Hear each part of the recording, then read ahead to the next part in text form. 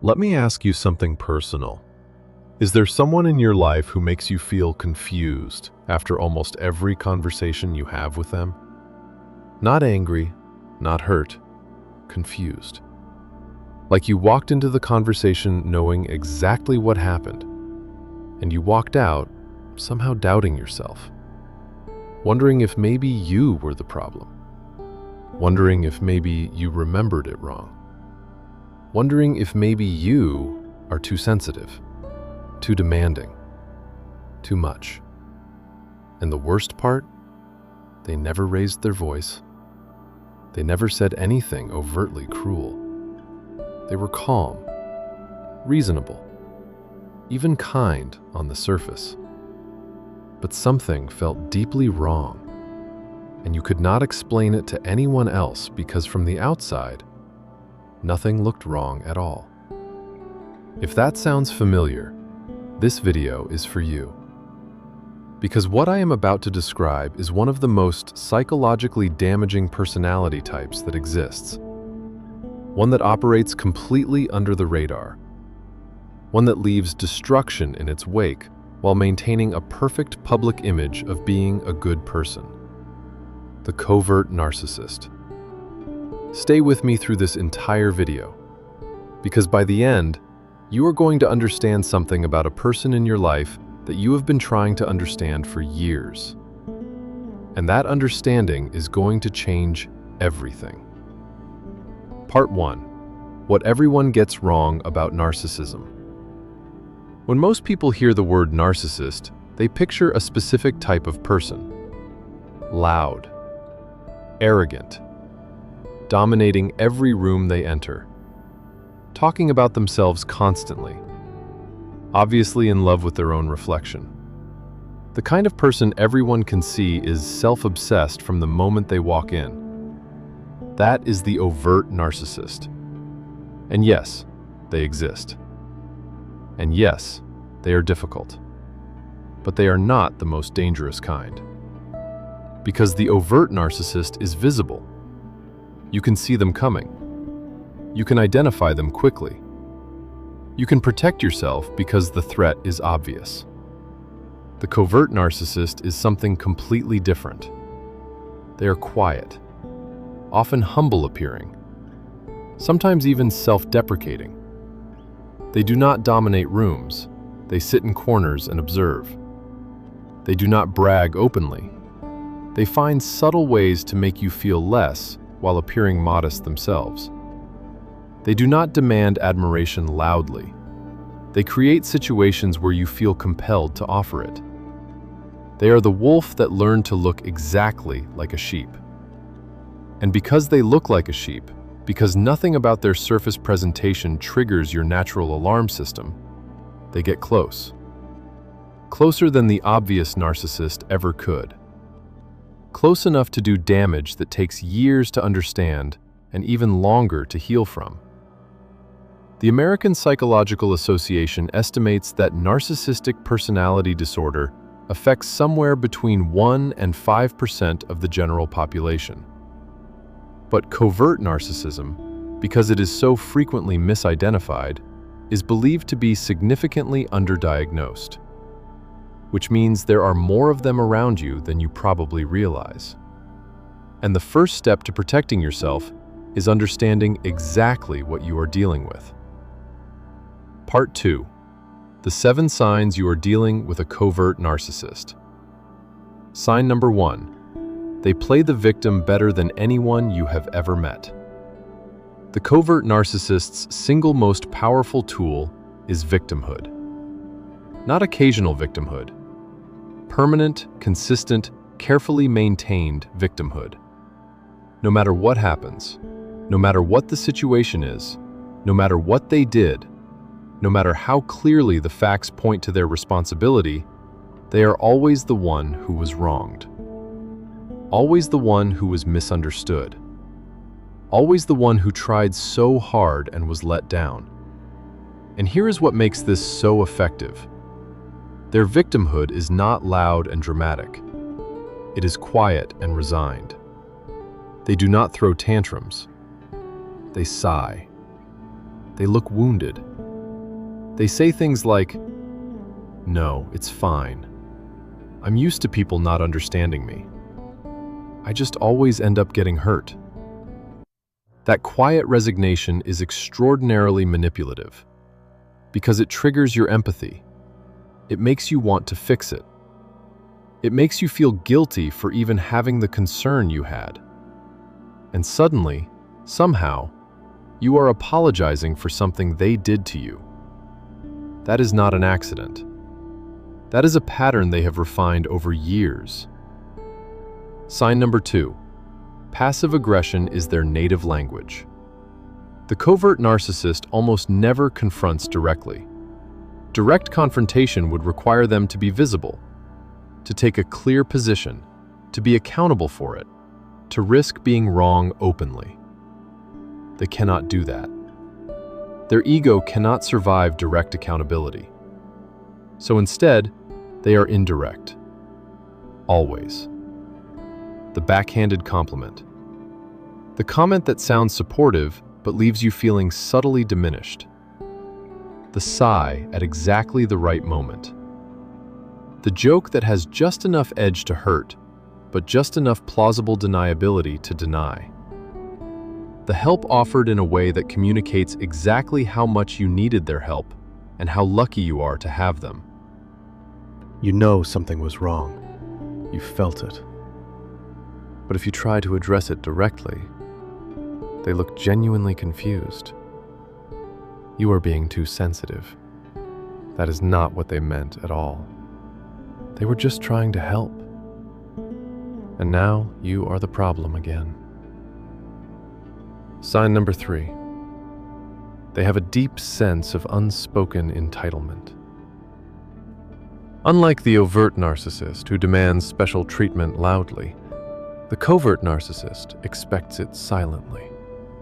And when they do not get it, they do not rage, they withdraw, they become cold. They become distant in a way that you can feel, but that they will never directly acknowledge.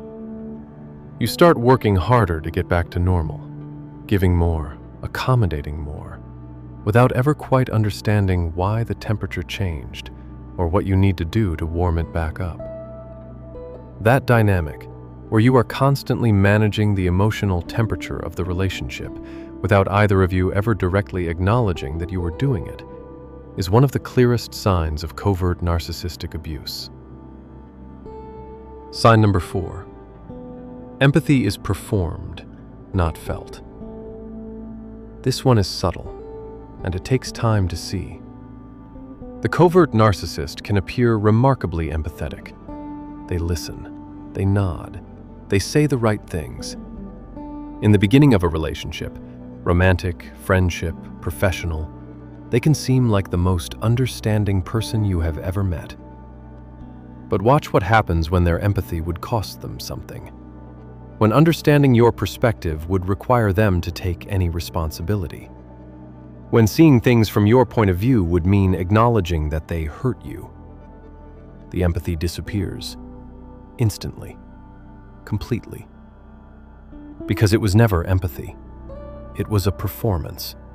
It was gathering information about what you need, what you fear, what you value, that they would later use to manage and manipulate you more effectively.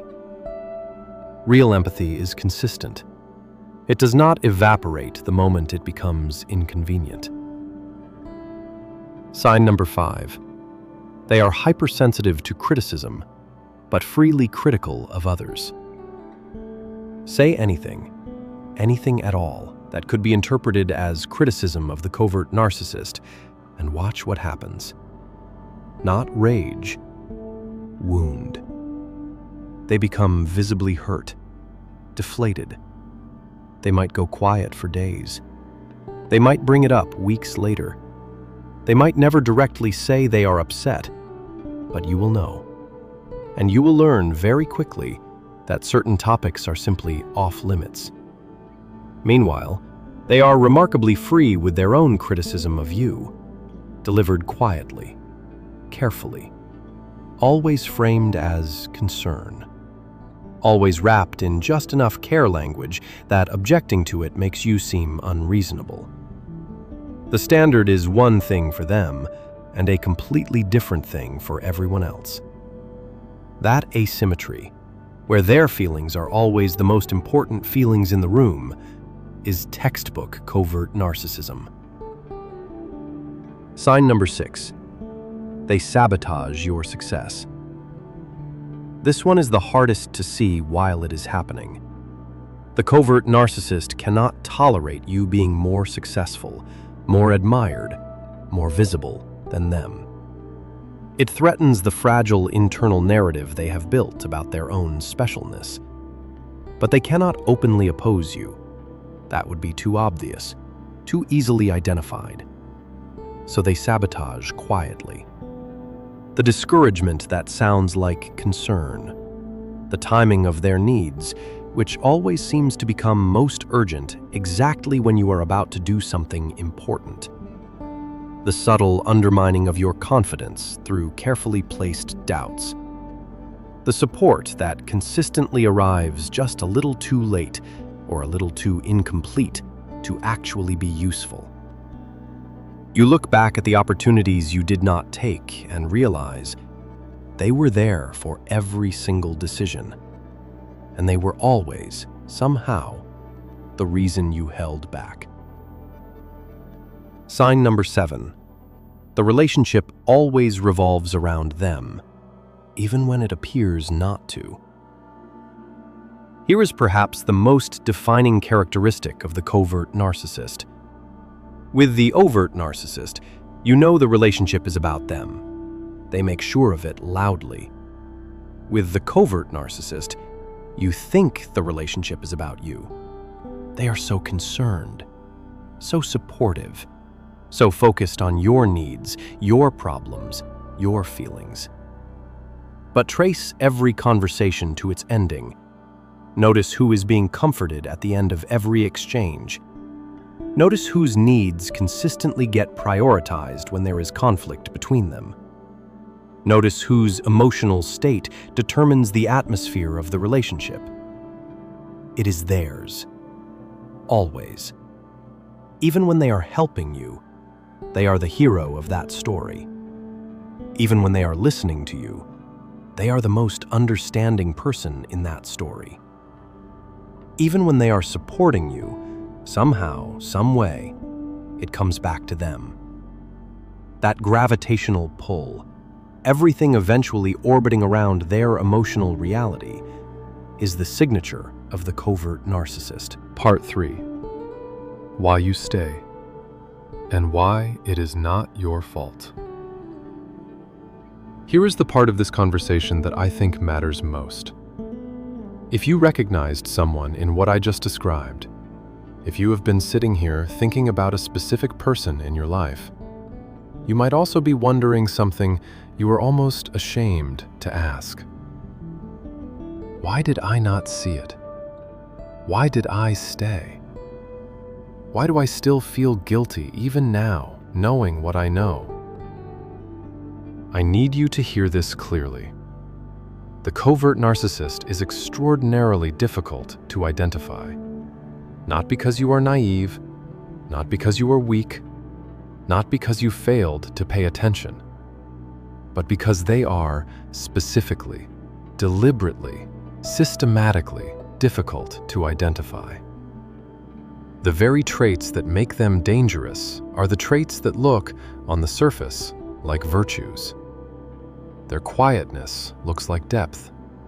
Their sensitivity looks like emotional intelligence. Their focus on your problems looks like care. Their victimhood looks like vulnerability. You were not responding to red flags. You were responding to what looked like green ones. And here is the other thing nobody tells you. Covert narcissists are frequently drawn to the most empathetic, most caring, most generous people. Because those people are most likely to extend the benefit of the doubt, most likely to try harder when something feels off, most likely to turn inward and ask what they did wrong, rather than outward, and ask what is being done to them. If you were targeted, it is often because you were the most capable of genuine connection, the most willing to give, the most able to love. That is not a weakness. That is a strength that was taken advantage of. Part 4. How to protect yourself. Now we get to what actually matters. Understanding what a covert narcissist is gives you knowledge. But knowledge without a plan leaves you in the same place. So here is what actually works. Step 1. Trust the confusion. The confusion you feel after conversations with this person is not a sign that you are crazy. It is a sign that something is genuinely wrong. Normal interactions do not leave you doubting your own memory. Normal relationships do not require you to constantly manage someone else's invisible emotional weather. When you consistently feel confused and destabilized after spending time with someone, that confusion is information. Trust it. Step 2. Stop explaining yourself. The covert narcissist does not argue with you in order to reach understanding. They argue in order to exhaust you, to make every conversation cost so much energy that you eventually give up and accept their version of events. Stop engaging with the argument. Stop trying to make them understand your perspective. Stop providing lengthy explanations that they will pick apart, looking for anything they can use. Say what you need to say once, clearly, calmly, and then stop. Step 3. Document everything. One of the covert narcissist's most powerful tools is rewriting history, changing what was said, denying what happened, making you question your own memory. Write things down. Keep records. Not because you will necessarily use them, but because having them protects your grip on reality when someone is trying to loosen it. Step 4. Gray rock. This is the most effective protective technique that exists for dealing with a covert narcissist you cannot immediately remove from your life. The gray rock method means becoming as boring, as unreactive, and as emotionally flat as possible in interactions with them. You give them nothing to feed on. No emotional response. No visible hurt. No anger they can use. No vulnerability they can exploit. The covert narcissist requires your emotional reaction to feel powerful. When you stop providing it, when you become a gray rock, completely unremarkable and unresponsive, they eventually lose interest and move on. Step 5. Rebuild your reality. The most important work you will do after recognizing covert narcissistic abuse is rebuilding your relationship with your own perception. Talk to people you trust. Seek professional support if you can. Spend time with people who respond to you with consistency, who mean what they say, who remember what happened, who do not make you feel crazy for having normal human needs. You need to rebuild the trust in your own experience that was systematically undermined. That rebuilding takes time, but it is the most important work available to you right now. The truth nobody says out loud. Here is where I want to leave you. The covert narcissist causes the damage they cause, not because they are monsters, but because they are profoundly wounded people who developed a specific set of psychological defenses that protect them at enormous cost to everyone around them. Understanding that does not mean staying. It does not mean accepting the treatment. It does not mean the damage they caused was okay. It means you can let go of the need to get them to admit what they did, to finally see it from your perspective, to give you the acknowledgement you deserve. They cannot give you that, not because you do not deserve it, but because they are psychologically incapable of it. The closure you are looking for does not come from them. It comes from you, deciding that what happened to you was real, that your experience was valid, that you deserved better, and that you are going to build a life that reflects that truth going forward. You do not need their acknowledgement to heal. You just need your own. And if this video helped you see something clearly that you have been trying to understand for a long time, share it with one person who needs to see it too. Because somewhere in your life, there is someone sitting with this same confusion, this same self-doubt, this same quiet wondering if they are the problem. And they need to know that they are not. Subscribe, because what is coming next in this channel goes even deeper into the psychology that explains the most important and most difficult dynamics in your life. I will see you in the next one.